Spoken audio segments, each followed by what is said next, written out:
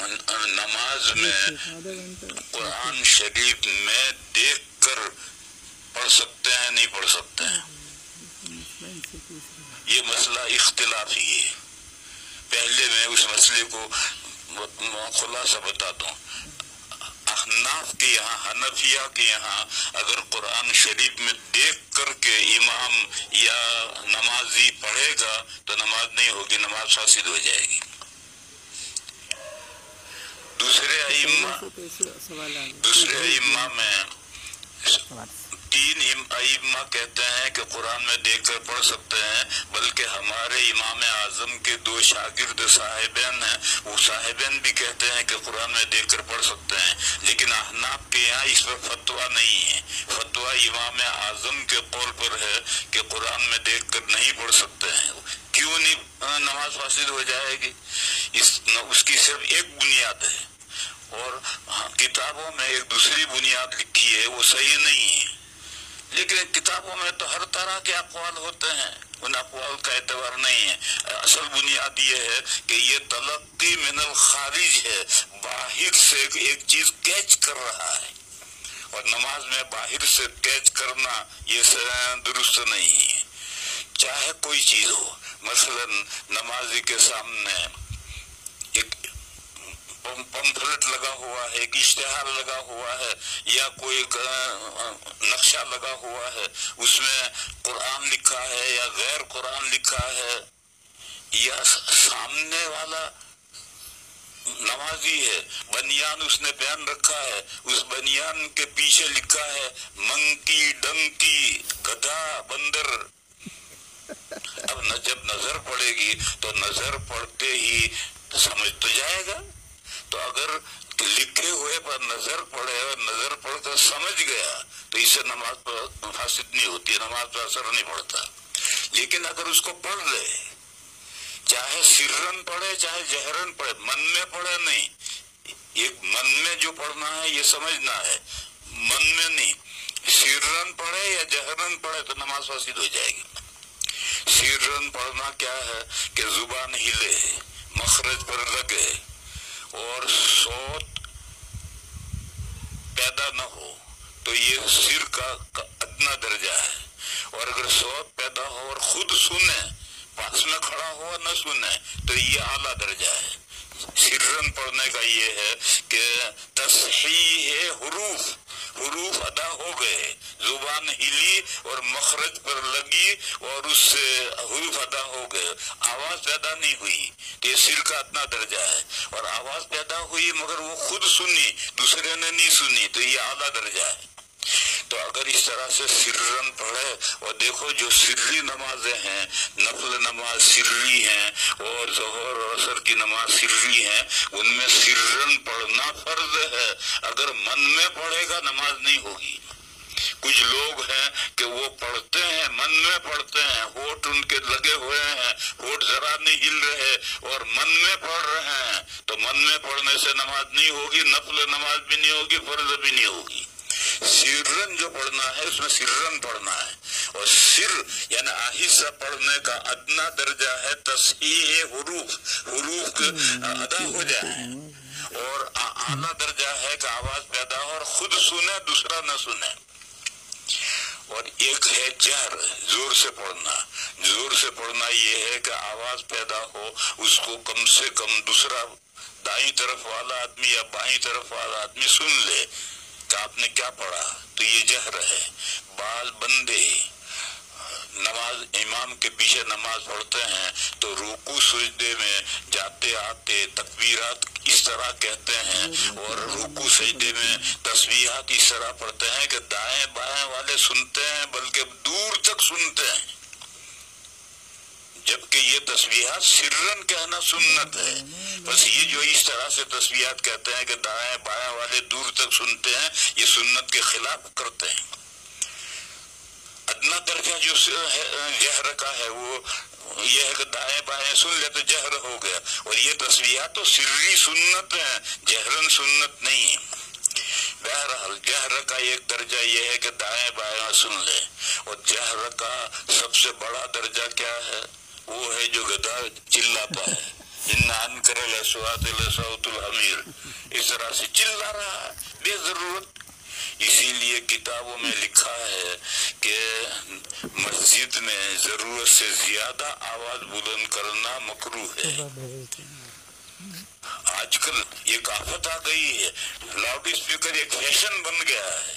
मस्जिद में सब एक सफ है, 1.5 सफ है, आखिर तक इतने ही नमाजी रहेंगे और लाउड स्पीकर से इमाम साहब नमाज पढ़ा रहे हैं। ये जरूरत से ज्यादा आवाज बुलंद करना है। तो इसलिए जहर का आला दर्जा उसकी तो कोई हद ही नहीं है और अदना दर्जे की हद ये है। तो मैं ये कह रहा हूँ कि चाहे सामने लिखा हुआ है उसको जहरन पढ़ ले तो भी नमाज फासिद और सिर्रन पढ़ ले तो भी नमाज फासिद, और मन में पढ़े यानी नजर पड़ी और समझ गया, ये जो समझ गया ये मन में पढ़ना है, इससे नमाज फासिद नहीं होगी।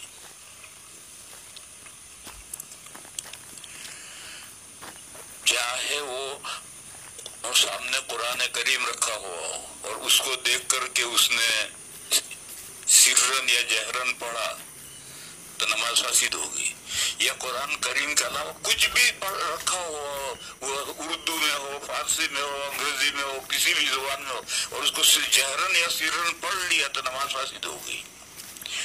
अमल से इसका कोई ताल्लुक नहीं, चाहे अमल सिरे से अमल न हो।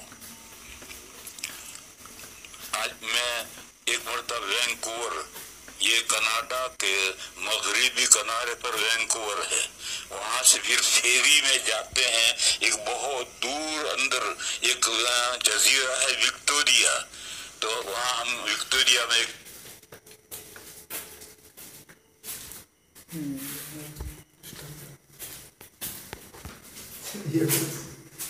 भेज देंगे मरतबा गएगा, तो वहाँ एक मस्जिद है, छोटी है। एक तो ये कि हजरत मूसा अलैहिस्सलाम जब दूर पर गए तो वहाँ अल्लाह ताला से जो हम कलामी हुई, तो उस वक्त में के साए का गिरा था और अल्लाह ने मूसा अलैहिस्सलाम ने आग पर एक दरख्त पर आग देखी थी और मूसा अलैहिस्सलाम को हुक्म हुआ था कि चप्पल निकाल दो, तुम मुकद्दस वादी हो। ये सारा डिस्प्ले कर रखा है। दूसरा उन्होंने इस डिस्प्ले किया है कि ईसा अलैहिस्सलाम जब आसमान पर उठा लिए गए तो उसके बाद एक जुमा के दिन गुड फ्राइडे को तशरीफ लाए थे और उन्होंने अपने 12 हवारियों के साथ मीटिंग की थी। तो उसमें उन्होंने फोटो बना रखे हैं, 12 हवारी बना रखे हैं, बीच में ईसा अलैहिस्सलाम बिठा रखे हैं और उनके सामने आपस में क्या उन्होंने ईसा अलैहिस्सलाम ने हिदायत दी थी, ये सब उन्होंने डिस्प्ले किया है। और तीसरा उन्होंने डिस्प्ले किया था कि पुराने जमाने में फांसी किस तरह मारी जाती थी, गर्दन किस तरह काटी जाती थी, वो एक जगह पर वो बाकायदा काट कर बताते हैं और वहाँ नाबालिग बच्चों को जाने की इजाजत नहीं है, बालिग मर्द ही जाएंगे। तो ये सब चीजें हैं, इनके देखने में भी बहुत सी चीजें इबरत हासिल होती है। तो मैं अपने दोस्तों के साथ वहाँ विक्टोरिया में गए, तो वहाँ हम सबसे पहले उतर करके एक मस्जिद थी, उस मस्जिद में गए। उस मस्जिद में ये अरबों की मस्जिद थी, वहाँ अरब थे, अरब के अलावा दूसरे लोग नहीं थे। तो वहाँ मस्जिद में एक तो खाने पीने की खजूरें वगैरह, खजूरें, सेब और सब रखा हुआ है, और जिसको खाना खाओ और जितना खाओ उतने पैसे वहीं रख दो। तो वहाँ लोगों के पैसे भी रखे हुए थे, लोग खाते भी थे, पैसे भी रखते थे, हमने भी खाया और पैसे रखे। फिर वहाँ हमने मस्जिद में नमाज पढ़ी, तो वहाँ इमाम के सामने एक स्टैंड था, उसमें एक बड़े हरूफ वाला कुरान रखा हुआ था। तो इमाम साहब अल्लाह अकबर कह करके उस कुरान में देख करके वह पढ़ते थे। वो एक सफा इतना था कि उसमें एक रकात में पढ़ लिया, दूसरी रकात में वो सफा यूं पलट देते होंगे दूसरे शोबे के अंदर। बहरहाल इतने बड़े बड़े हुरूफ का कुरान वहाँ स्टैंड पर रखा हुआ था कि इमाम अपने मुसल्ले पर खड़ा हुआ देख करके बहुत आसानी से पढ़ सकता है। बहरहाल अमल से इसका कोई ताल्लुक नहीं, इसका किताबों में लिखा है। मैं नहीं कहता कि नहीं लिखा, मगर किताबों में लिखी हुई हर बात सही नहीं होती है। देखो मैं इसकी मिसाल दूं, तवाफ जियारत हज में फर्ज है, जरूरी है। अगर किसी औरत को माहवारी आ जाए तो माहवारी में तवाफ ज़ियारत नहीं कर सकती, वो मौखर करेगी, जब पाक होगी तब तवाफ ज़ियारत करेगी। तवाफ माहवारी में तवाफ ज़ियारत क्यों नहीं कर सकती? तो किताब शरह वक़ाया में ये कौल लिखा है कि तवाफ चूंकि मस्जिद में होता है और हाइजा मस्जिद में नहीं जा सकती, तो इसलिए तवाफ ज़ियारत वो नहीं करेगी। ये जो कौल शरह वक़ाया में लिखा है ये सही नहीं है, इस पर फतवा नहीं है। बल्कि क्योंकि अब तो ऐसा है कि मस्जिद से बाहर तवाफ करे, मस्जिद में दाखिल ना हो करे। असल ये है कि तवाफ ज़ियारत के लिए तहारत जरूरी है और हाइजा पाक नहीं है, इसलिए वो तवाफ नहीं करेगी, जब पाक होगी तब करेगी। तो अब ये मस्जिद में हाइजा नहीं जा सकती, ये कौल शरह वक़ाया में लिखा है, मगर ये दलील बुनियाद नहीं है। इसी तरह से ये बुनियाद के अमल कसीर होगा, इसलिए न नमाज कुरान में देखकर पढ़ने से नमाज फासिद हो जाएगी, ये लिखा है कौल, लेकिन ये बुनियाद नहीं है। असल बुनियाद है तलक्की मिनल खारिज, और तलक्की मिनल खारिज में कुरान ही नहीं है, कोई भी चीज हो, अगर आप खारिज में से देखकर आप उसको जुबान से पढ़ लेंगे तो नमाज फासिद हो जाएगी। एक बात। दूसरी बात ये मैं कह रहा था कि देखो तकलीद वाजिब है, तकलीद फर्ज है, लेकिन कुरान में जो अहकाम होते हैं उनको फर्ज कहते हैं, लेकिन जो उससे नीचे के अहकाम है उसके लिए वाजिब का लफ्ज इस्तेमाल करते हैं। तकलीद वाजिब है और तकलीद के अलावा तकलीद शख्सी भी वाजिब है, और ये दो मसले बहुत हल्के फुल्के मसले हैं, कोई बहुत लंबे चौड़े मसले नहीं है। तकलीद क्यों जरूरी है? एक सवाल का जवाब दो, क्या हर मुसलमान इस पोजीशन में है कि अपनी हर दीनी जरूरत कुरान और हदीस में से खुद निकाल ले और उस पर अमल करे? जवाब दो। जवाब ये कि ऐसा हर मुसलमान इस पोजीशन में नहीं होता। सवाल ये था कि क्या हर मुसलमान इस पोजीशन में है, इस हालत में है कि अपनी हर दीनी जरूरत कुरान और हदीस में से खुद निकाल कर अमल करे? इस पोजीशन नहीं है तो क्या करेगा? दीन पर अमल करना तो हर मुसलमान को जरूरत है, जरूरी है। तो जब इस हर मुसलमान इस पोजीशन में नहीं तो करेगा क्या? यही है कि जो दीन जानने वाले हैं उनसे पूछ ले।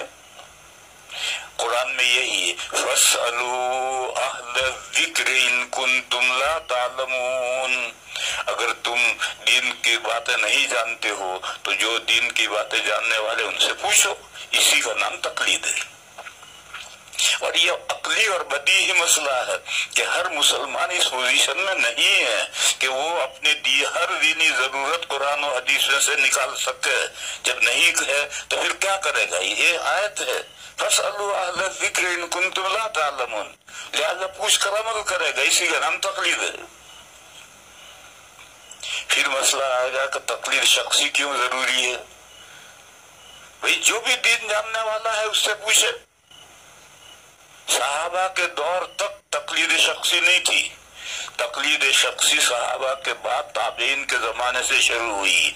सबसे पहले दो फिक्र बने, हिजाजी फिक्र और इराकी फिक्र, और फिर हिजाजी फिक्र में से मालिकी बने, शाफई बने, हम्बली बने। सहाबा के जमाने में तो जो भी दीन जानने वाला है उसको मिलते थे, उससे मसला पूछते थे, वो बताते थे, उस पर अमल करते थे। अब मुअय्यन शख्स यानी स्कूल ऑफ थॉट, एक मुअय्यन मकतबे फिक्र की फॉलो करना, पैरवी करना जरूरी है। ऐसा क्यों? जो कोई भी दीन जानने वाले से पूछकर अमल कर रहा तो क्या हर्ज है? वो भी बहुत मोटा सैंपल मसला है, मोटा वाज़ेह है।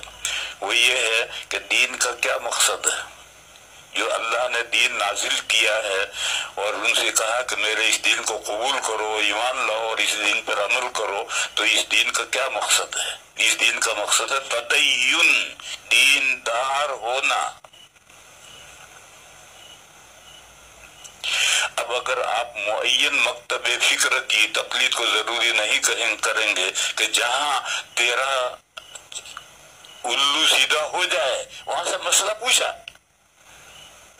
बीवी को 3 तलाकें दे दी गुस्से में, اور جب کہا کہ 3 ہو گئی تو غیر مقلد مفتی کے پاس گیا، اس نے کہا یہ ہوئی یا نہیں ہوئی، ادھر سے مسئلہ پوچھ کر اپنا الو سیدھا کر لیا۔ تو اگر آپ کوئی معین کھوٹے کے ساتھ نہیں باندھو گے تو تدین مسلمانوں میں باقی نہیں رہے گا، تشاہی شروع ہو جائے گی، تشاہی، من مانی، جو جی چاہے گا اسی کو دن بنا لے گا جو جی چاہے۔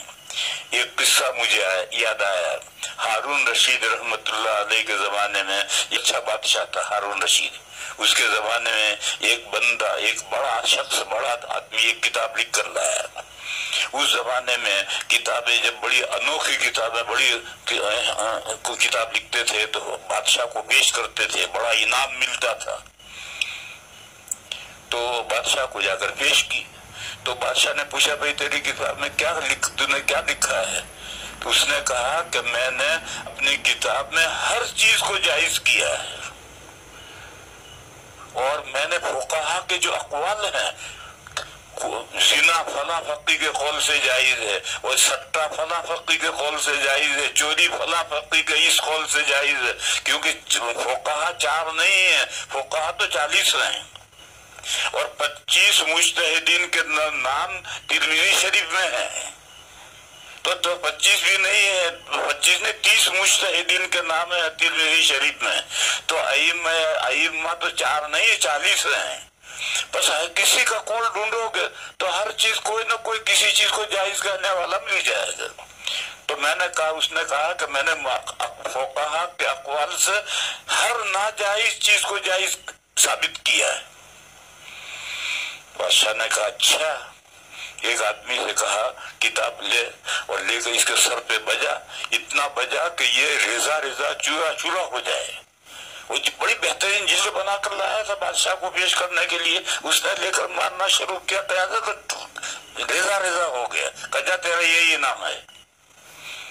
تو میرے بھائیوں، اگر ایک کھوٹے سے نہیں باندھا جائے گا تو پھر یہ صورتحال پیش آئے گی، تشہیر شروع ہو جائے گی۔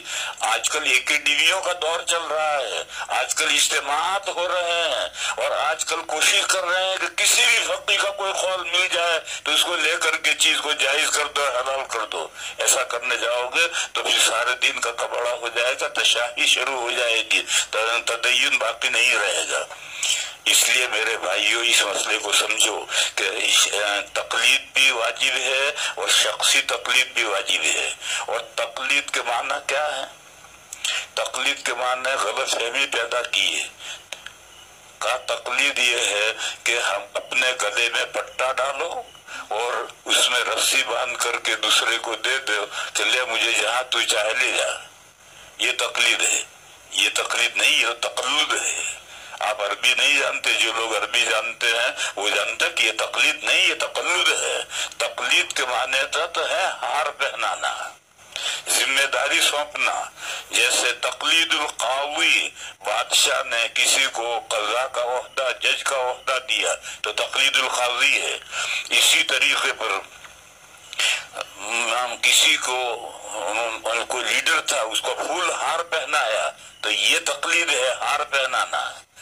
تو ائمہ تو بہت گزرے ہیں، 40 ائمہ گزرے ہیں، لیکن جس سے عقیدت ہے، اس نے اپنی عقیدت کا جس کو ہار پہنایا ہے، یہ اس کی تقلید کر رہا ہے کہ میں ابو حنیفہ کی تقلید کر رہا ہوں، یعنی میں نے اپنی عقیدت کا ہار ابو حنیفہ کو پہنایا ہے۔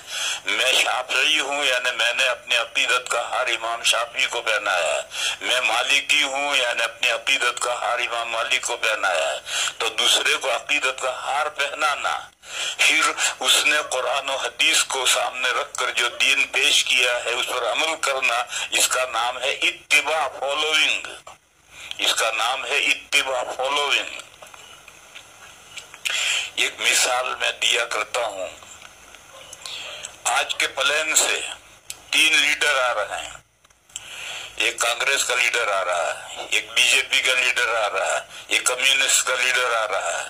تو تینوں پارٹیوں کے ورکر پھول ہار لے کر کے ایئرپورٹ پر پہنچے ہیں ویلکم کرنے کے لیے، استقبال کرنے کے لیے۔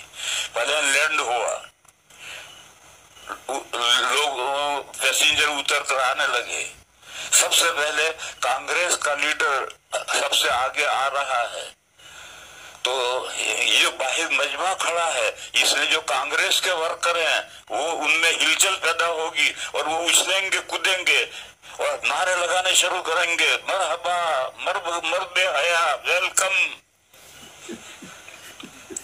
پھر جب وہ امیگریشن سے گزر کر آئے گا تو یہ جو ورکر ہیں یہ سب مالائیں ہار پہنائیں گے، پھر وہ جب چلے گا تو اس کے پیچھے پیچھے یہ چلیں گے، یہ جو مالائیں پہنائی یہ تقلید ہے، اور پھر جو یہ چلا اس کے پیچھے جا رہے ہیں یہ اتباع ہے، یہ فالوئنگ ہے، اور دوسرے دو پارٹیوں کے ورکر کھڑے رہیں گے۔ پھر بی جے پی کا لیڈر نظر آیا تو اس کے ورکر اچھلیں گے، کودیں گے، اور جب وہ آئے گا تو اس کے ساتھ بھی یہی عمل کریں گے۔ پھر کمیونسٹ والے چپ چاپ کھڑے ہیں، جب ان کا آخر میں ان کا لیڈر آئے گا تو وہ یہی اچھلیں گے، کودیں گے، اور وہ بھی یہی کریں گے۔ ٹھیک یہ مثال ہے مختلف عوارض سے۔ مختلف عوارض یہ کہ مثلا ہندوستان کا رہنے والا ہے تو اب ہندوستان میں جن اساتذہ سے پڑھا ہے وہ سب حنفی ہیں، تو اب طالب علم جو ہے وہ امام ابو حنیفہ کا ہی معتقد ہوگا، اور کیرالا میں جو طالب علم پڑھا ہے تو وہاں اساتذہ شافعی ہیں تو ہر طالب علم امام شافعی کا معتقد ہوگا، اور سوڈان میں جو پڑھا ہے وہ امام مالک علیہ الرحمہ کے اساتذہ سے پڑھا ہے تو ان کا معتقد ہو، سعودیہ میں پڑھا ہے تو امام احمد کے اساتذہ سے پڑھا ہے۔ تو مختلف احوال کے اعتبار سے مختلف عقیدتیں ہوتی ہیں، بس جس کو جس سے عقیدت ہو گئی یہ اس کی تقلید کر رہا ہے، اور اس کی معین آدمی کی تقلید کرنی ہے۔ اگر 4 ائمہ یا 40 مجتہدین میں سے کسی بھی کی تقلید کرو گے تو پھر دین داری باقی نہیں رہے گی، تدین باقی نہیں رہے گا، تشاہی شروع ہو جائے گی، منمانی شروع ہو جائے گی۔ اس لیے تقلید بھی ضروری ہے اور تقلید شخصی بھی ضروری ہے، ایک بات۔ دوسری بات میں نے یہ بتائی کہ اگر کسی اختلاف یا ائمہ کے درمیان میں ہر مسئلے میں اختلافات ہیں، اسی طریقے پر ایک ملت مثلا حنفی ہے، حنفیہ کے درمیان میں بھی اختلافات ہیں، امام صاحب یہ کہتے ہیں، صاحبان یہ کہتے ہیں، پھر بعد کے فقہا دونوں کے دلائل دیکھتے ہیں، اور پھر اس کے بعد میں ضابطے بنے ہیں کہ کس مسئلے میں کس کے قول پر فتویٰ دیا جائے گا۔ لہذا اگر ایک ملت کے علماء کے درمیان میں اختلاف ہو جائیں تو پھر ان کے دلائل دیکھ کر کے کتابوں میں، فقہ کی کتابوں میں جس امام کے قول کو مفتہ بھی قرار دیا گیا اس پر عمل کرنا ہے۔ تقلید شخصی میں یہ ضروری ہے کہ صاحبین کہتے ہیں کہ قرآن میں دیکھ کر پڑھ سکتے ہیں، لہذا اس قول کو لے لیں، نہیں اس پہ نہیں لے سکتے، اس لیے کہ فقہ حنفی میں فتویٰ صاحبین کے قول پر نہیں ہے، امام اعظم کے قول پر ہے۔ اور اگر اس کا الٹا ہو، مثلا ہمارے پاس زمین ہے، ہم زمین بٹائی پر دے سکتے ہیں، نہیں کسی کو زمین دی کہ تو بولے آدھا تیرا آدھا میرا، ایسا بٹائی پر دے سکتے نہیں دے سکتے۔ امام اعظم اور امام شافعی رحمہم اللہ کہتے ہیں مزارعت جائز نہیں، اور امام اعظم کے شاگرد صاحبین اور امام شافعی کے شاگرد کہتے ہیں مزارعت جائز ہے، اور ہمارے یہاں فتویٰ صاحبین کے قول پر ہے، امام اعظم کے قول پر نہیں ہے۔ تو امام اعظم کا قول ہے مگر فتویٰ اس پر نہیں، صاحبین کے قول پر ہے، لہذا اب صاحبین کے قول پر عمل ہوگا۔ اور یہ مسئلہ کہ قرآن دیکھ کر پڑھ سکتے ہیں نہیں، اسے صاحبین کا قول ہے مگر فتویٰ اس پر نہیں ہے، امام اعظم کے قول پر فتویٰ ہے، لہذا عمل اس پر ہوگا۔ تو اگر ایک ملت میں اختلاف ہو جائے تو پھر اس کے دلائل کو تول کر کے جو بڑے حضرات ہیں، اصحاب ترجیح ہیں، اصحاب تخریج ہیں، وہ طے کرتے ہیں کہ فتویٰ کس قول پر ہے۔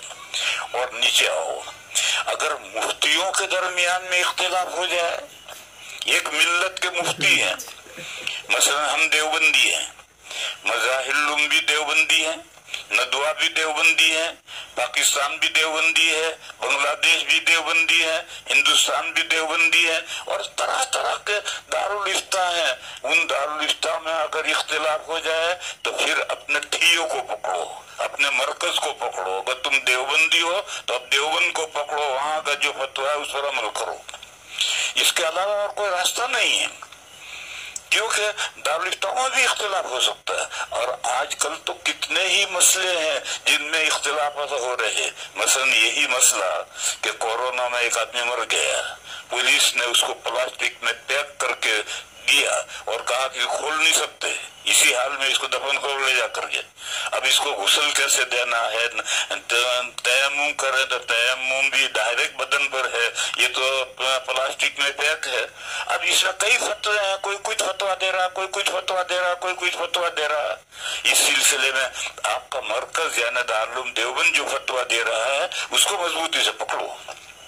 یا دوسری میں مثال دوں، حضرت مولانا الیاس صاحب رحمت اللہ علیہ کے زمانے میں یہ سوال انہوں نے ایک کیا تھا کہ عورتوں کا جماعت میں، تبلیغی جماعت میں نکلنا جائز ہے یا نہیں. تو دارالعلوم دیوبند کے جو سب سے بڑے مفتی تھے اور مظاہر علوم کے جو سب سے بڑے مفتی تھے، ان دونوں نے فتویٰ دیا تھا کہ عورتوں کا تبلیغ جماعت میں نکلنا جائز نہیں. مگر اب مرکز نظام الدین فتویٰ دینے لگا اور فتویٰ نہیں عمل کرنے لگا، عورتوں کو جماعت میں سے نکالنے لگا. اب ایک یوں کہہ رہا ہے تو ایک یوں کہہ رہا ہے. اب ایسا جب اختلاف ہو جائے تو اگر آپ دیوبندی ہیں تو اب دیوبند جو مرکز کا فتویٰ ہے اس فتوے پر عمل کرنا ہے، اس کو مضبوط پکڑنا ہے. اور میں نے ایک فتوے میں یہ بات لکھی ہے، کانپور سے ایک سوال آیا تھا، اس میں لکھا تھا کہ ملت کا ایک مرکز چاہیے، اگر ملت کے دو مرکز ہوں گے تو پھر وہ ایک ملت نہیں رہے گی، وہ ملت تقسیم ہو جائے گی. لہذا یہ اصول میں نے بتلا دیا کہ تقلید ضروری ہے، تقلید شخصی ضروری ہے. اور تقلید کے معنی ہے جس کو آپ کو جس مجتہد سے عقیدت ہے اس کے اقوال کو لو. پھر اس ملت میں حنفیت میں اگر مختلف اقوال ہوں تو پھر بعد کے فقہا جو فتوے کے لیے قول طے کرے اسے لو. پھر اگر ایک ملت کے ماننے والے دارالفتاؤں میں اختلاف ہو جائے تو پھر آپ کے مرکز کا جو فتویٰ ہے اسے لو. میں ایک مثال دوں، آج کل یہ مسئلہ چھڑ گیا ہے کہ منا مکے کا جز ہے یا مستقل ہے. ایک فتویٰ یہ چل رہا ہے ہمارے دارالفتاؤں کا کہ منا جو ہے مکہ کا جز ہو گیا ہے اور مکہ میں داخل ہے. لیکن دارالعلوم دیوبند کا فتویٰ یہ کہ نہیں، منا مستقل حیثیت ہے، وہ مکے کا جز نہیں ہے. اسی سال کا قصہ ہے، حج کے دنوں میں ایک منا سے ایک فون آیا. عرفہ کا دن تو جمعہ کا نہیں تھا، اس کے بعد جمعہ آیا تھا. مینا کے دنوں میں جمعہ آیا تھا تو وہ ایک فون آیا، مینا سے فون آیا کہ ہم یہاں مینا میں ظہر پڑھیں یا جمعہ پڑھیں. تو میں نے اس سے کہا جا مسجد خیف میں جا کر دیکھ وہاں کیا ہو رہا ہے، وہاں جو پڑھا جا رہا ہے تم بھی خیموں کے اندر بھی وہی پڑھو. مسجد خیف مینا میں مسجد ہے، وہاں جمعہ پڑھا جا رہا ہے یا ظہر پڑھی جا رہی ہے، جا کے دیکھ جو وہاں ہو رہا ہے وہی تم پڑھو. پھر اس کا جواب نہیں آیا. پھر اسے جا کے دیکھا، نہیں دیکھا کیا ہوا، کوئی جواب نہیں آیا. لیکن جب حاجی آئے تو دارالعلوم دیوبند کے ایک مفتی صاحب تھے، وہ بھی حج میں گئے ہوئے تھے. تو میں نے ان سے پوچھا کہ بھئی مینا کے دنوں میں جو جمعہ آیا تھا تو مسجد خیف میں کیا پڑھا گیا؟ تو انہوں نے کہا ظہر پڑھی گئی. گویا وہاں یہ مسئلہ طے ہے کہ مینا مکہ کا جز نہیں ہے. اگر مکہ کا جز ہے تو وہاں مینا جمعہ پڑھنا چاہیے، جمعہ نہیں پڑھا گیا، ظہر پڑھی گئی. تو اب تو فتویٰ ایک فتویٰ یہ ہے کہ مینا مستقل ہے، دارالعلوم دیوبند کا فتویٰ یہ ہے، اور ایک فتویٰ یہ ہے کہ مینا مکہ کا جز ہے. ایسا جب ایک ملت کے دارالفتاؤں میں اختلاف ہو جائے تو پھر ایسی صورت میں اصلاً طریقہ یہ ہے کہ آپ اپنے مرکز کو پکڑیں، اور آپ کو بحث کرنی ہو تو اپنے مرکز کے مفتیوں سے بحث کریں. لیکن عمل کرنا ہے اپنے مرکز کے فتویٰ جو ہے اسی فتوے پر عمل کرنا ہے. مظاہر علوم ایک مستقل ادارہ ہے لیکن وہ دیوبندی ہے، چنانچہ وہ کبھی دارالعلوم سے اس کا کبھی اختلاف نہیں ہوتا ہے. اگر تھوڑا بہت اختلاف ہوتا ہے تو پھر رجوع بھی کر لیتے ہیں. تو اس لیے اگر ملت کو متحد رکھنا ہے تو پھر طریقہ اس کا یہ ہے. اگر اس طریقے سے اگر آپ یہ کہیے ایک مرکز دیوبند ہے اور ایک مرکز نظام الدین ہے اور ایک ان کی تفسیریں ہیں اور ایک ان کی تفسیریں ہیں اور ایک ان کی حدیث کی شرح ہیں اور ایک ان کی حدیث کی شرح ہیں، ایک ان کے فتوے ہیں اور ایک ان کے فتوے ہیں، اگر اس طرح سے ہونے لگے گا تو ملت متحد نہیں رہ سکے گی، پھر ایک ملت نہیں رہے گی، ملت تقسیم ہو جائے گی. یہ بات میں نے کانپور کے ایک فتوے کے جواب میں لکھی تھی. میں نے یہ تمہیدی باتیں تھی، ان تمہیدی باتوں کے بعد میں اب یہاں میں سوالات کے جوابات دیتا ہوں. ایک سوال یہ ہے، کیا نماز میں قرآن ہاتھ میں لے کر نماز پڑھنا جائز ہے؟ ہاتھ میں لینے لو یا ہاتھ میں نہ لو. جیسے وکٹوریا میں نے دیکھا تھا کہ اسٹینڈ پر بڑا قرآن کھلا ہوا ہے، بس امام وہیں سے دیکھ کر پڑھ رہا ہے. اس کی دوسری شکل یہ ہے کہ اسکرین چل رہی ہے، امام کے سامنے اسکرین چل رہی ہے اور وہ پڑھ رہا ہے اور پھر اسکرین جاتی ہے پڑھ رہا ہے. ہاتھ میں لینا تو کوئی ضروری نہیں، قرآن میں دیکھ کر پڑھ رہا ہے تو نماز نہیں ہوگی. نماز میں قرآن دیکھ کر پڑھنے کے عدم جواز پر علماء احناف اکثر دو دلیلیں پیش کرتے ہیں. نہیں کرتے، کتابوں میں دو دلیلیں لکھی، علماء نہیں پیش کرتے دو دلیلیں، کتابوں میں لکھی ہیں. اور وہ کتابوں میں جو لکھی ہیں دو باتیں، ان میں سے ایک صحیح نہیں ہے. جیسے میں نے کہا کہ طواف زیارت حائضہ نہیں کر سکتی، اس کے لیے شرح وقائع میں جو وجہ لکھی ہے وہ صحیح نہیں ہے، اس کی وجہ دوسری ہے. عمل کثیر تلقی من الخارج، جہاں تک بات عمل کثیر کی ہے تو صحیح بخاری میں حدیث نمبر کے مطابق حضور کا اپنے نواسی امام کو، یہاں رکو پھر ایک بات اور سمجھاؤں. حدیث اور سنت ایک نہیں ہے، حدیث اور سنت ایک نہیں ہے. حدیث الگ ہے، سنت الگ ہے، لیکن بالکل ہی الگ نہیں ہے، تباین کی نسبت نہیں ہے. حدیث چار چیزوں کا نام ہے.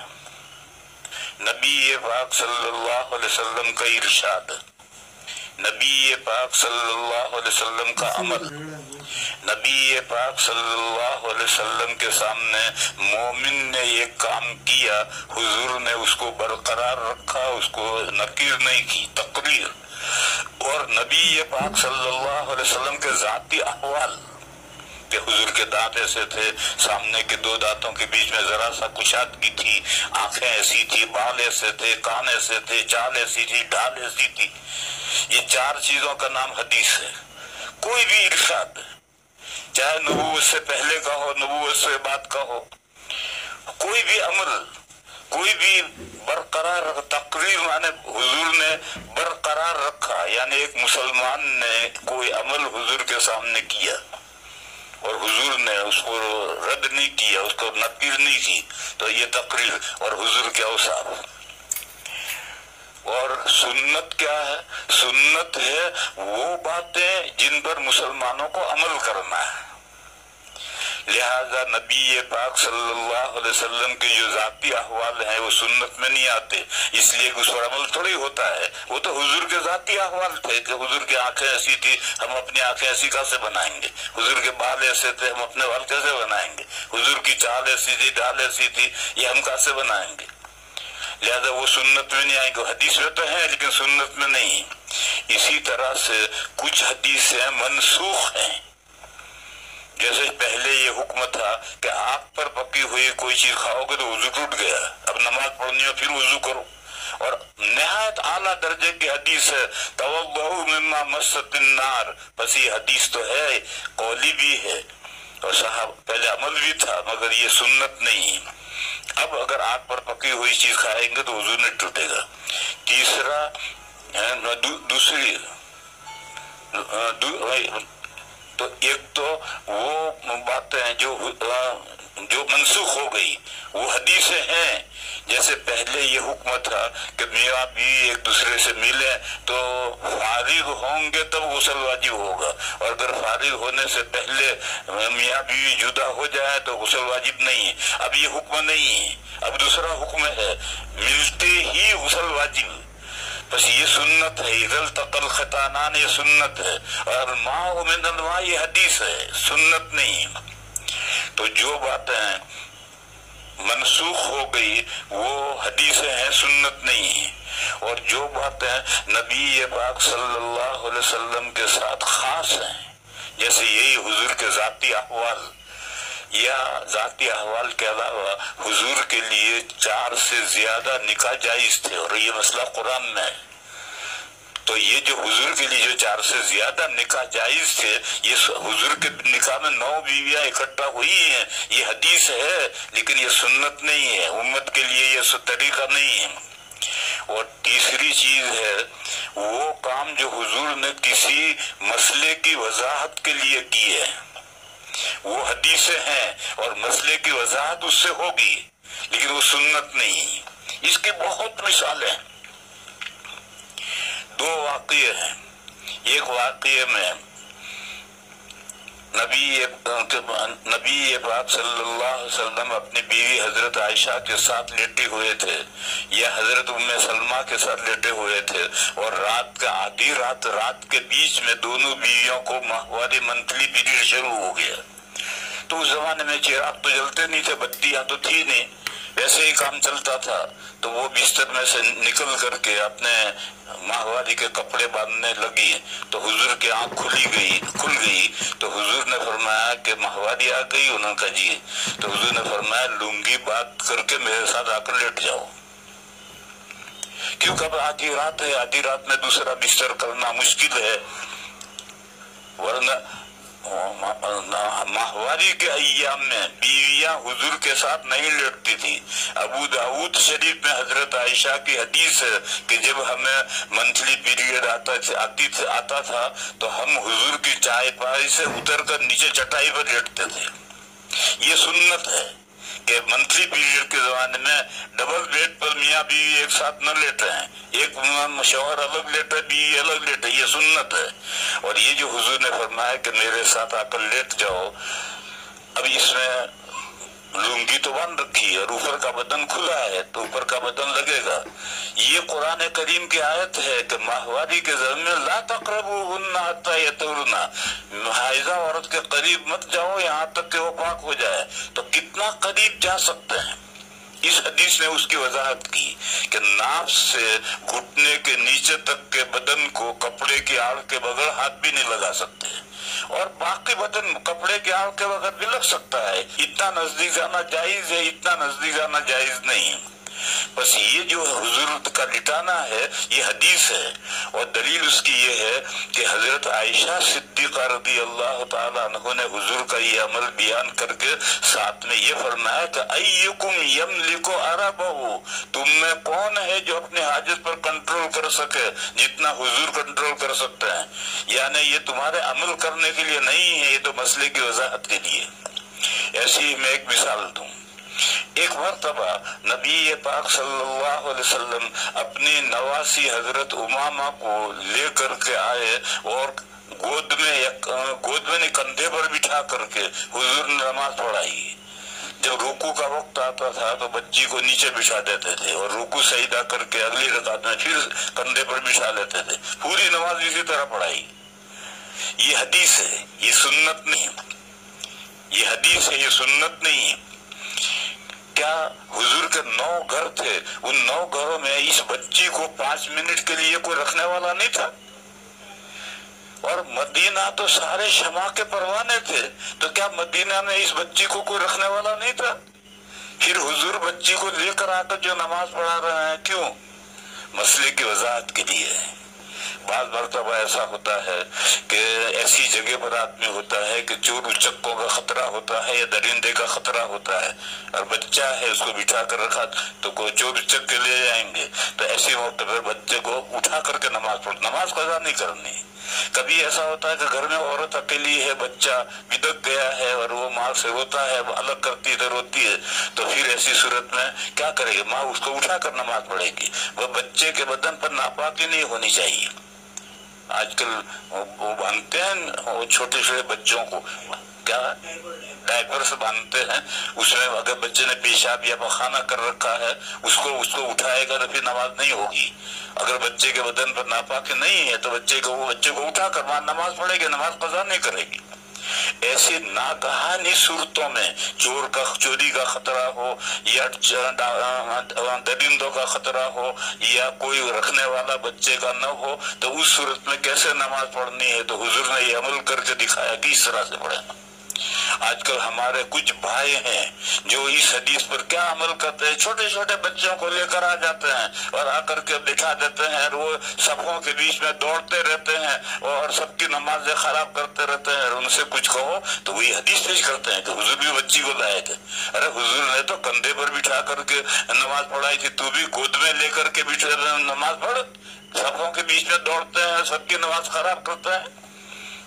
बहरहाल ये हदीस है, ये खास मसले की वजाहत के लिए है।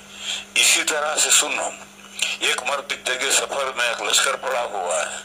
हुजूर एक सहाबी के साथ गांव के करीब में लश्कर पड़ा हुआ है, तो गांव वालों की कूड़ी थी, उस कूड़ी पर तशरीफ ले गए और वो सहाबी लोटा में पानी लेकर के साथ में गए हैं। तो हुजूर ने जब वो लोटा रख कर जाने लगे तो हुजूर ने फरमाया नहीं, यहाँ खड़े रहो और उधर मुंह कर लो, दूसरी तरफ मुंह कर लो। और हुजूर ने खड़े खड़े पेशाब किया कूड़ी पर, गंदगी पर। ये हदीस है, सुन्नत नहीं है। सुन्नत क्या है? तिरमिज़ी शरीफ में आला दर्जे की सही हदीस है हजरत आयशा की कि मन हद्दसकुम अन्ना नबी सल्लल्लाहु अलैहि वसल्लम यबूलु क़ाइमन फला तुसद्दिक़ू मा काना यबूलु इल्ला क़ाइदन। अगर तुमसे कोई बयान करे कि हुजूर की आदत शरीफा खड़े खड़े पेशाब करने की थी, हरगिज़ मत मानियो। हुजूर हमेशा बैठकर ही पेशाब करते थे। और ये जिंदगी में एक मरतबा कुड़ी पर जो पेशाब किया है, ये मसले की वजाहत के लिए है कि अगर कोई बीमारी है, घुटने में तकलीफ है, कमर में तकलीफ है, बैठा नहीं जाता, या गंदगी की जगह है, बैठने की कोई सूरत नहीं है, तो खड़े होकर पेशाब कर लो। ये भी जायज है, ऐसे इस सूरत में जायज है। मैं एक मरतबा अंधेर से घर जा रहा था, अहमदाबाद में उतरा, बस स्टैंड पर बस बदलनी थी। अब मुझे बहुत जोर का पेशाब लग रहा। अब मैं पेशाब करने के लिए गया, जहाँ पेशाब करना वहाँ सब गंदगी पानी भरा हुआ है और वहाँ खड़े होकर पेशाब करने की जगह है और कोई जगह ही नहीं है, सारा बस स्टैंड लोगों से भरा हुआ है। तो फिर मैं क्या करता, तो मैंने खड़े खड़े पेशाब करके जा करके फिर दूसरी बस में बैठ गया। तो ऐसी मजबूरियां आती हैं। बवासीर का ऑपरेशन करवा रखा है, मस्से बांध रखे हैं, बैठा नहीं जाता है, कमर में तकलीफ है, बैठा नहीं जाता। या आजकल मेरी सूरत हाल ये है कि मैं ये जो वेस्टर्न टॉयलेट है उस पर तो पेशाब करने के लिए, छोटे बड़े संजय के लिए बैठ सकता हूँ, नीचे बैठूं तो फिर मुझसे खड़ा हुआ ही नहीं जाता। तो ऐसी मजबूरियों के लिए ये अमल हुजूर का है, बस ये अमल मसले की वजाहत के लिए है, ये सुन्नत नहीं है। हदीस है, सुन्नत नहीं है। और खास मौके पर अमल के लिए ये बयान है। ये मैंने 2-3 मिसालें दी कि वो हदीस है जिनमें कोई खास बात है, किसी खास वजह से। तो ये जो हुजूर नवासी को लेकर बिठाकर हाथ पकड़ कर नहीं, कंधे पर बिठाकर नमाज पढ़ाई थी, तो ये मसले की वजाहत के लिए था, इसको दलील में नहीं लाएंगे। ये सुन्नत नहीं, ये तो हदीस है। और मेरे भाइयों, तमाम किताबों में बाबुल एतिसाम बिल किताब व सुन्नह लफ्ज आया है, वला हदीस नहीं आया है। बुखारी में भी यही है, मिशकात में भी यही है, और हदीस में भी है, अलैकुम बिसुन्नती व सुन्नतिल खुलफा, मेरी सुन्नत पर मजबूत पकड़ो। हदीस का लफ्ज नहीं आया है। और मिशकात में जहाँ ये बाब आया है वहाँ 6 हदीसें हैं, सब हदीसों में सुन्नत को मजबूत पकड़ने का हुक्म है। हदीसों को याद करने का फजीलत बयान की, हदीसों को याद करके आगे बढ़ाओ, उसकी फजीलत बयान की, लेकिन हदीस को मजबूत पकड़ो, ऐसी कोई एक हदीस भी नहीं। हर हदीस में सुन्नत ही को मजबूत पकड़ने का है। बस ये बंदा जो दलील में पेश कर रहा है कि हुजूर नवासी को ले आए थे, ये इस्तेदलाल सही नहीं, ये तो सुन्नत नहीं है, ये तो एक हदीस है, मसले की वजाहत के लिए है। हुजूर सल्लल्लाहु अलैहि वसल्लम का अपने नवासी उमामा का हाथ में लेकर, ये गलत है, हाथ में नहीं ना, कंधे पर बिठाकर नमाज पढ़ाई थी। नमाज पढ़ना साबित है, हालांकि उसमें कुरान हाथ में लेकर पढ़ने की बने से अमल कसीर है। अमल कसीर का तो मसला है ही नहीं, ये तो तलक्की मिनल खारिज का मसला है, और वो तो कौल किताबों में लिखा है मगर उसका कोई एतबार नहीं है। नीज फतावा शामी की इबारत से वाज़े है कि कुत्ता हाथ में लेकर नमाज दुरुस्त है, बशर्ते कि उसका लुआब न लगे। जाहिर है कि कुत्ता हाथ में लेने से कुरान मजीद हाथ में लेने की निस्बत अमल कसीर ज्यादा है। ये अमल कसीर की बात फजूल बात है, ये तो किताबों में लिखी है, ये बुनियाद नहीं है। जहां तक तलक्की मिनल खारिज की बात है तो सही बुखारी की एक हदीस है, बुखारी में हदीस है, हजरत आयशा सिद्दीक़ा रज़ियल्लाहु ताला अन्हा का गुलाम था, ज़कवान आजाद कर दिया था या गुलाम था। हजरत आयशा रज़ियल्लाहु ताला अन्हा के मजहब में अपने गुलाम से या गैर के गुलाम से या मुकातब से पर्दा नहीं था, बस उनका अपना गुलाम है। अगर वो गुलाम है तो उनका पर्दा तो नहीं है। तो वो हजरत आयशा की इमामत करता था, नमाज पढ़ाता था, और काना यऊम मिनल मुसहफ, कुरान शरीफ से इमामत करता था। इसका मतलब ये बंदा ये समझ रहा है कि कुरान खोलकर, जैसा विक्टोरिया जजीरे में कुरान सामने था उसको देख करके इमाम साहब पढ़ते थे, इस तरह से वो कुरान खोलकर पढ़ता था। वो ये समझ रहा है कि तलक्की मिनल खारिज है। यहाँ इस सिलसिले में सबसे पहली बात तो ये समझनी है कि ये कौन सी हदीस है। ये तो ज़कवान एक गुलाम है, और चलो हजरत आयशा के सामने अमल कर रहा है तो हजरत आयशा उसको बरकरार रख रही है, ये भी तो हदीस नहीं बनती। तकरीर नबवी तो हदीस बनती है। सहाबी के सामने कोई काम हुआ और गैर मुक़ल्लिदीन तो सहाबा को घासे नहीं डालते, उनकी अक़वाल को, अफ़आल को, किसी चीज को, बल्कि खुलफ़ाए राशिदीन की सुन्नतों को भी नहीं मानते। तो ये कहाँ हदीस है? देखो मैं इसकी मिसाल दूं। बुखारी शरीफ में हदीस है, नबी पाक सल्लल्लाहु अलैहि वसल्लम ने फरमाया कि सफ़े सीधी करो, इसलिए कि मैं तुम्हें पीछे भी मैं देखता हूँ। अगर तुम्हारी सफ़े गड़बड़ होती है तो मैं देखता हूँ तुम्हें, सफ़े सीधी करो। ये हदीस, यहाँ तक तो हदीस आई। फिर रावी कहता है कि सहाबा ये करते थे कि पैरों को पैरों से मिलाते थे, टखनों को टखनों से मिलाते थे। ये आई। अब ये सहाबा का अमल है, हुजूर ने नहीं फरमाया कि तुम पैर से पैर मिलाओ या टखने से टखने मिलाओ, हुजूर ने नहीं फरमाया। हुजूर की तो इरशाद ये है कि सफ़े सीधी करो, मैं पीछे देखता हूँ। उस पर अमल करने के लिए सहाबा यूं करते थे। हाफिज इब्न हजर अलैहि रहमा जो बुखारी के शारे हैं, उन्होंने लिखा है कि ये सहाबा इस तरह से सफ़े सीधी करते थे। और सफ़े सीधी मुबालगा करने के लिए ये है कि इस तरह से टखना टखना से मिलाकर देखते थे, और पूरा पैर पैर से मिलाकर, और खास तौर पर टखना टखने से मिलाकर, तो अब बिल्कुल सब सीधी हो जाएगी। बस ये तो सहाबा का अमल है। अब ये गैर मुक़ल्लिदीन कहते हैं कि ये सुन्नत है। अरे सुन्नत कहाँ हो गई? ये तो हुजूर का न इरशाद है, न अमल है, न हुजूर की कोई हिदायत है। ये तो हुजूर के एक इरशाद पर सहाबा इस तरह से सीधी करते थे, तो सहाबा का अमल है। तो इसी तरह से ज़कवान इमामत करता था हजरत आयशा के सामने। तो ये हदीस कहाँ से बन गई?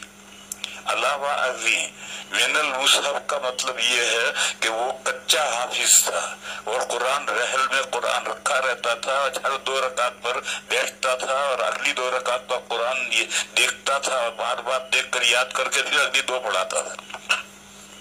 मैं अमेरिका में डिट्रॉइट एक जगह है, वहां मैंने एक मरतबा तरावी की नमाज पढ़ी। तो ये इमाम साहब कच्चा इमाम था, सामने कुछ नहीं था।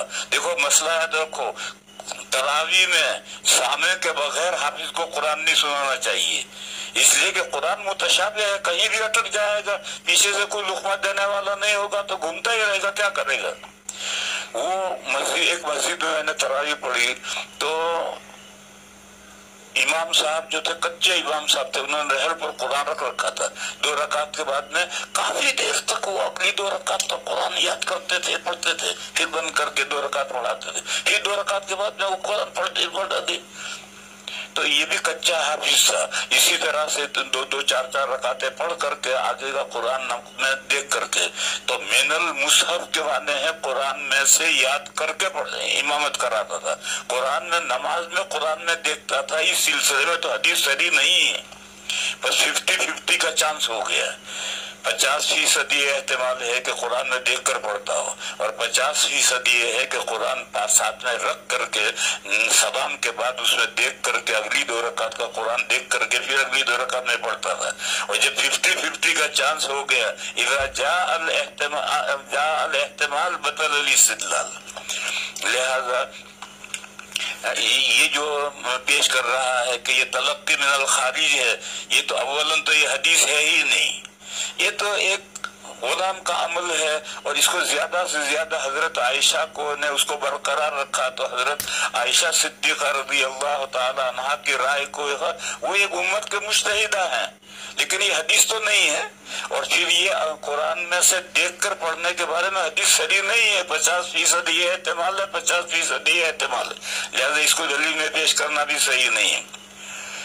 مطابق حضرت عائشہ کے غلام ذکوان کا مصحف میں دیکھ کر امامت کرنا ثابت ہے. دیکھ کر امامت کرنا, یہ اس کے لیے روایت صحیح نہیں ہے. مزید ہے کہ امام ابو حنیفہ کے علاوہ تینوں ائمہ مجتہدین کا موقف احناف کے برخلاف ہے. احناف کے نہیں, امام اعظم کا یہ قول ہے. اور تینوں ائمہ ہے, تقلید واجب ہے, تقلید شخصی بھی واجب ہے. بس اگر تینوں اماموں کا خلاف ہے تو بہت سے مسئلوں میں خلاف ہے. ان کے خلاف ہونے سے کیا فرق پڑتا ہے؟ تقلید واجب ہے. ہم حنفی ہیں اور تقلید واجب ہے, تقلید شخصی واجب ہے. صاحبین کا قول بھی جواز کا ہے دیکھنے کا, مگر اس پر بھی فتویٰ نہیں ہے. فتویٰ امام اعظم کے قول پر ہے, لہذا اسی پر عمل کرنا ضروری ہے. بس اس کے بعد اس نے کہنا چاہتا تھا کہ احناف کا مذہب کمزور معلوم ہوتا ہے. تو سمجھتا تو کچھ ہے ہی نہیں, اور بغیر سمجھے ہی تو نے فیصلہ کر دیا کہ کمزور ہے. نہ دائیں کا پتہ نہ بائیں کا پتہ, اور سارا کا سارا فیصلہ کر رہا ہے. تو اس لیے ایک ہی سوال تھا, اس سوال سے نمٹنے کے لیے مجھے اتنی ساری تفصیل کرنی پڑی. اب اسی سوال کے ساتھ ایک دوسرا سوال بھی کر لو. ایک سوال یہ ہے, اور یہ دارالعلوم دیوبند کے ایک استاد ہیں اور بڑے آدمی ہیں اور مفتی ہیں, ان کا یہ سوال ہے کہ یہ جو بیماری ہے دمے کی بیماری, اس دمے کی بیماری میں ایک پمپ آتا ہے, انہیلر کہتے ہیں, انہیلر, اس کو پمپ کو کرتے ہیں تو ایک سفید دوا نکلتی ہوئی جاتی ہے گلے میں, اور وہ گلے سے اندر جاتی ہے اور اس سے وہ دوا سانس بیٹھ جاتا ہے. اس کے بارے میں انہوں نے لکھا ہے کہ 3 قسم کے فتوے چل رہے ہیں, فلاں کا یہ فتویٰ ہے, فلاں کا یہ فتویٰ ہے. اسی کو میں نے کہا تھا اگر ایسی صورت پیش آئے تو پھر اپنے مرکز کا جو فتویٰ ہے یہ لو, اس کو پکڑو, اپنے ٹھیے کو مضبوط پکڑو. دارالعلوم دیوبند کا فتویٰ یہ ہے, دارالعلوم دیوبند کا فتویٰ یہ ہے کہ روزے میں انہیلر, جس کو دمے کی بیماری ہے اس کو بھی روزہ رکھنا ہے, اور صبح سحری کے وقت میں خوب انہیلر لے لے. انشاءاللہ دن پر ضرورت پیش نہیں آئے گی, لیکن اگر خدا نہ خواستہ ضرورت پیش آ جائے اور انہیلر لینا پڑے تو اس سے روزہ ٹوٹ جائے گا. لیکن روزہ ٹوٹنے کے بعد بقدر ضرورت انہیلر لے, اور روزہ قابو میں, طبیعت قابو میں آ گئی. اب اس کے بعد امساک ضروری ہے, اب کچھ کھا بھی نہیں سکتا, اب روزہ افطاری تک امساک ضروری ہے, اور پھر وہ روزے کی قضا کرے گا, کفارہ نہیں آئے گا. دیکھو اس کی میں مثال دوں, یہ ڈائیابٹیز جو ہے یہ بھی بڑی باولی بیماری ہے. یہ اگر بڑھ جائے تو بہت خطرناک نہیں ہے, لیکن گھٹ جائے اور 80 سے نیچے آ جائے تو پھر بہت مشکل ہو جاتا ہے. مجھے پچھلے سالوں میں 3 مرتبہ روزے توڑنے پڑے ہیں, ڈائیابٹیز گھٹ گئی میری. ایک اٹلانٹا میں تھا اور 11-12 بجے شوگر گھٹ گئی, مجھے روزہ توڑنا پڑا. اور 2 مرتبہ شکاگو میں مجھے روزہ توڑنا پڑا, حالانکہ میں نے گلوکوز کا انجیکشن بھی لیا مگر قابو میں نہیں آئی بات, تو مجھے روزہ توڑنا پڑا. تو میں نے شوگر کو بحال کرنے کے لیے جو میٹھا کھانا پڑتا ہے وہ کھا لیا, بس وہ کھا لیا. اس کے بعد پھر امساک, اب دوسرا نہیں کھا سکتے, اب افطاری, اور وہ روزے रोजे की खजा करेंगे। तो ये ब्रिटिश है घटना बढ़ने में तो अगर 600-700 तक चली जाए तो फिर बर्न हेमरेज का अंदेशा होता है, लेकिन ऐसा बहुत कम होता है। लेकिन घटती है, लिहाजा घटती है तो फिर आदमी अगर 60 से नीचे आ जाएगी तो कोमे में चला जाएगा। बस डायबिटीज का और दमे का एक ही हुक्म है, डायबिटीज वाले को भी रोजा रखना है। मैं 30 साल से डायबिटीज में हूँ और बराबर रोजा रखता हूँ, और रमजान में दवाएं आधी कर देता हूँ, इंसुलिन भी आधा लेता हूँ। क्यों? मुझे रोजा तोड़ना पड़ा, मैंने इंसुलिन लिया, खाया कम, तो मुझे शुगर घट गई।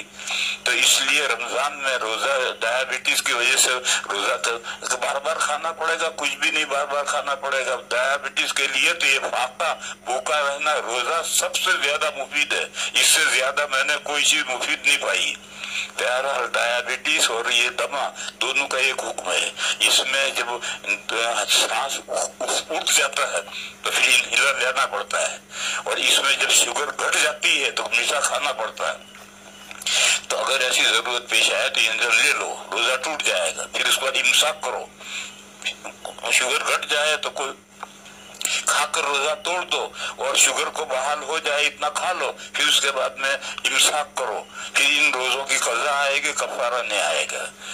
ये दारुल देवबंद का यही फतवा है, और दलील उसकी ये है कि आप इनहेलर कहीं से लाओ और उसको पंप को दबाओगे तो अंदर से सफेद सफेद दवा निकलती हुई महसूस होगी। तो जब जिस्मदार दवा जिसे गले